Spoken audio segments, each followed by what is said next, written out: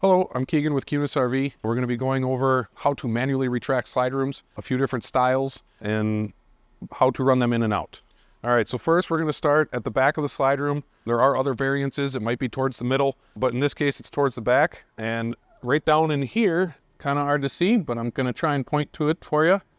There is a shaft that goes and connects to the motor of the slide room. What you're going to do, the trailer should come with a manually retract bar in the front compartment that will attach to that to manually retract the slide room on this gear driven slide room. In this case, there will be other variances like it. Right here is the main gear assembly that is going to run in and out from underneath the slide room. What that's going to do is that bar is going to pull that in. So it will take some time to manually retract that. Don't be surprised if it takes a long time to do that. So this would be the crank that you would need for bringing in that slide room. And so it would basically be like a 3/4 inch socket that would end up hooking up onto that, and then you would just manually retract that in.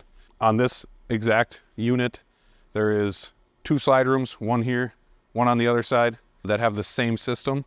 So you'll have one bar that you'd hook onto over here, and you'd have another one on the other side sticking out, so that way you could retract the other slide as well. So this slide room is a cable-driven slide room. The cables on this one are going to be on the side.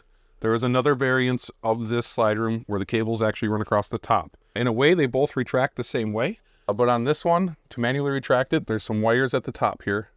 These will come out, and in the top of there, there's a square head 3 bit that would go down into there, and you would run it on like a drill or a ratchet if that's what you have. But you would run that, and that would then allow that motor to go in and out manually.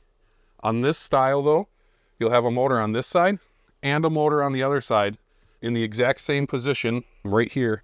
So that way you would have to run this side in a little bit and the other side and go back and forth until you got it all the way in and seated. On the other one, where the cable is going across the top, it's going to have, again, same thing, square head 3, but it's going to be more towards the middle here. And you will, again, put that bit into there and run that in or out until it's completely in. So you can have this in if you ever had an issue. So on this monitor panel, you're going to have the select buttons, and you're going to select the slide that you are going to be wanting to run. So in this case, there are 3 slide rooms on here.